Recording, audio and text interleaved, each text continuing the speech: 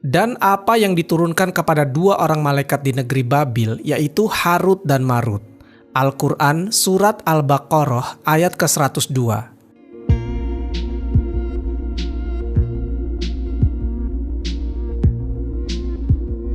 Di dalam ayat tersebut, Allah Subhanahu wa Ta'ala menyebutkan dua nama, yaitu Harut dan selanjutnya Marut. Dua nama ini cukup kontroversial kisahnya di antara para sejarawan dan ulama-ulama terdahulu, karena terdapat benang kusut yang membuat tidak sedikit orang yang tersesat dalam memahami kisahnya. Di sini kita akan menjabarkan secara detail mengenai fakta dan mitos yang berhubungan tentang Harut dan Marut. Harut dan Marut adalah nama dari dua malaikat yang diturunkan Allah Subhanahu wa Ta'ala ke negeri Babil atau Babilonia. Babilonia sekarang telah menjadi sebuah negara yang bernama Irak. Reruntuhan kota kuno Babilonia terletak dekat dengan kota Hilla, sekitar 85 km di sebelah selatan Baghdad, ibu kota Irak. Nah, jadi ceritanya, dahulu di atas langit sana, para malaikat seringkali menyaksikan manusia melakukan perbuatan yang dilarang oleh Allah Subhanahu wa Ta'ala. Manusia di atas bumi seringkali berperilaku buruk. Banyak manusia yang dengan sengaja melakukan maksiat, dan bahkan tidak sedikit juga dari mereka yang menduakan Allah Subhanahu wa Ta'ala dengan cara menyembah patung-patung berhala. Malaikat pun resah melihat perilaku manusia seperti itu. Akhirnya, para malaikat pun mengadukan hal tersebut kepada Allah Subhanahu wa Ta'ala. Mereka berkata,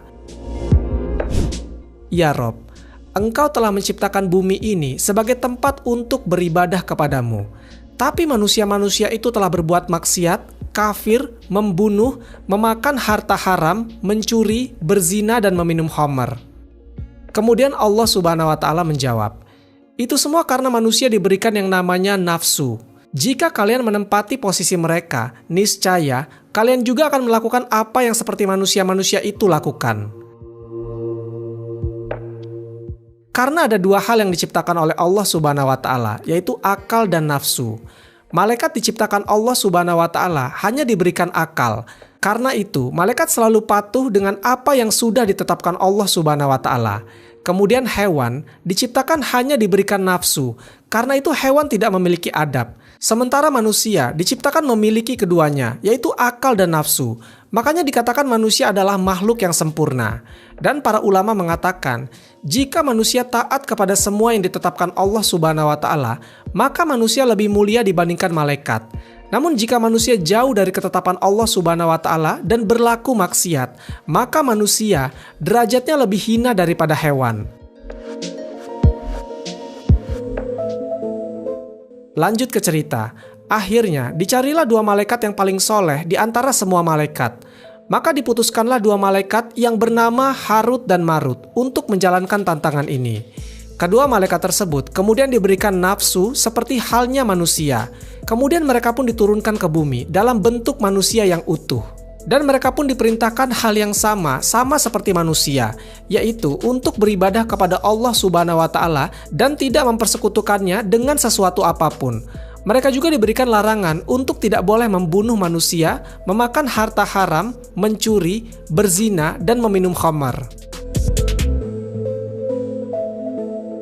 Selama beberapa tahun, keduanya hidup dan tinggal di antara manusia dengan benar. Mereka selalu beribadah dan jauh dari maksiat. Hingga pada suatu hari, datanglah kepada mereka seorang wanita yang paling cantik di negeri itu. Harut dan Marut pun terkesima melihat kecantikan dan kemolekan tubuh si wanita. Kemudian wanita itu mengatakan kepada mereka berdua, "Jika kalian ingin berzina denganku, bacalah mantra-mantra sihir ini." Keduanya pun langsung berkata, "Tidak. Kami tidak berani menduakan Allah Subhanahu wa Ta'ala. Ini sesuatu yang paling dibenci oleh Tuhan kami." Akhirnya, si wanita cantik itu pun pergi tanpa dia berhasil menggoda Harut dan Marut. Keesokan harinya, si wanita cantik kembali lagi mendatangi Harut dan Marut. Lalu wanita itu mengatakan, "Jika kalian ingin berzina denganku, kalian harus membunuh seseorang." Lalu Harut dan Marut mengatakan, "Mustahil kami melakukan itu. Membunuh itu dosanya sangat besar." Singkat cerita, di hari ketiga, si wanita itu datang lagi dan coba menggoda mereka. Wanita itu mengatakan, "Jika kalian ingin berzina denganku, kalian harus minum khamar ini." Mereka berpikir, mungkin tidak apa-apa kalau cuma minum khamar. Meminumnya hanya sedikit, kemudian mereka bisa mendapatkan wanita cantik yang mereka idam-idamkan itu. Lagi pula, setelah mereka meminum khamar dan memuaskan nafsunya, mereka pun bisa bertobat dan meminta ampun kepada Allah Subhanahu wa Ta'ala. Lalu keduanya pun meminumnya, sedikit demi sedikit, hingga khamar itu habis dan membuat keduanya jadi mabuk berat. Dalam keadaan mabuk itu, keduanya pun menyetubuhi wanita cantik tersebut, kemudian mengucapkan mantra-mantra syirik, dan terakhir, mereka membunuh wanita itu karena takut si wanita nantinya akan menyebarkan perzinahan itu ke masyarakat. Pada saat itu, para malaikat di langit menyaksikan kedua rekannya yang baru saja melakukan 3 maksiat sekaligus disebabkan satu maksiat yaitu meminum khamar.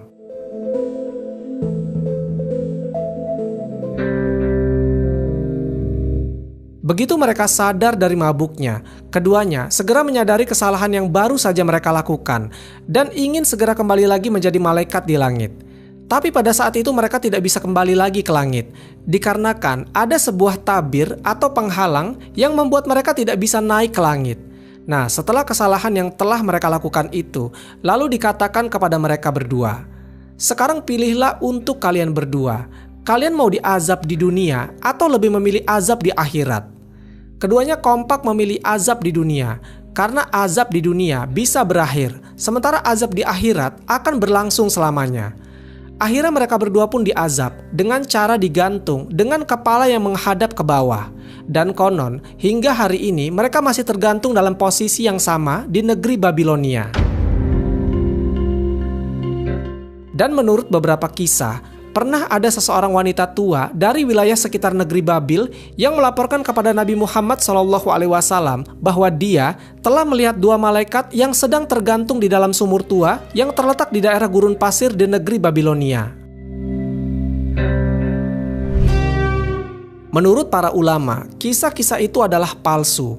Itu adalah khurafat-khurafat yang berasal dari anak cucu Israel dan kebohongan mereka yang tidak masuk akal.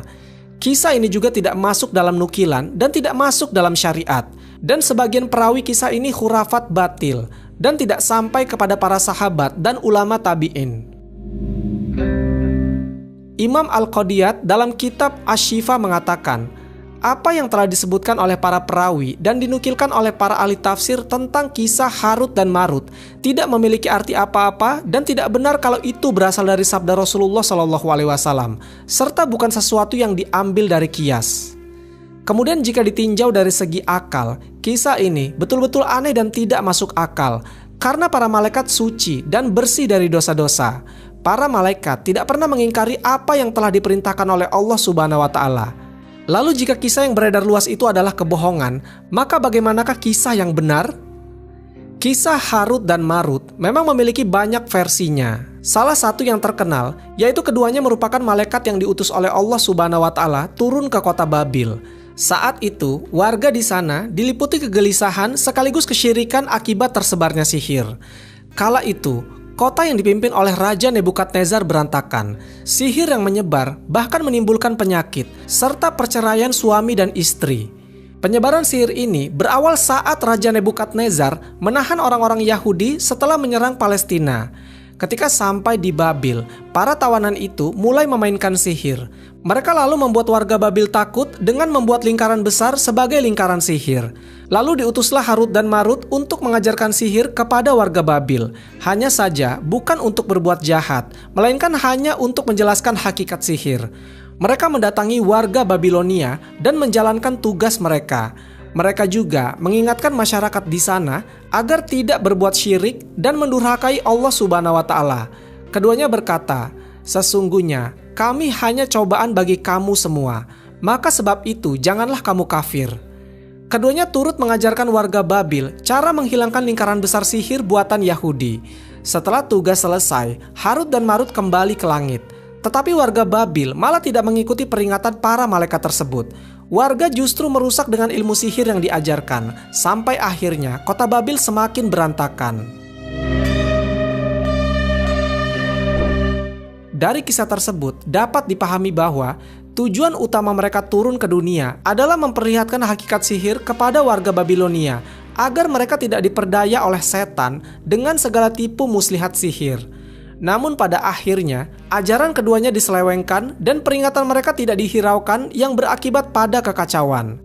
Diriwayatkan dari Ali bin Abi Thalib yang mengatakan bahwa kedua malaikat itu mengajarkan kepada manusia tentang peringatan terhadap sihir, bukan mengajarkan untuk mengajak mereka melakukan sihir.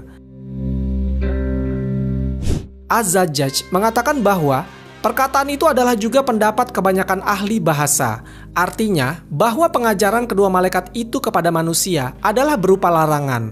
Keduanya mengatakan kepada mereka, janganlah kalian melakukan sihir dan janganlah kalian diperdaya dengannya sehingga kalian memisahkan seorang suami dari istrinya, dan apa yang diturunkan kepada mereka berdua adalah berupa larangan.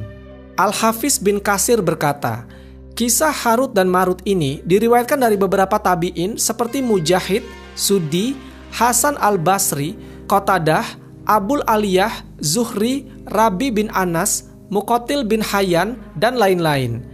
Dan dibawakan oleh banyak penulis tafsir dari kalangan terdahulu dan belakangan. Kesimpulan detail dari kisah Harut dan Marut ini kembali kepada kisah Israiliyat. Karena riwayatnya tidak ada sama sekali dalam hadis marfu yang bersambung sanadnya dari Nabi Muhammad SAW.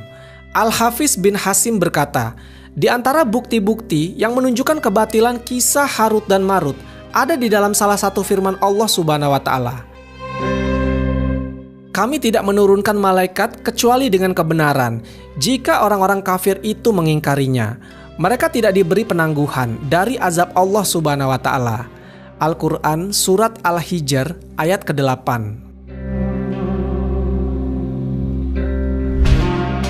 Wallahu a'lam bishawab.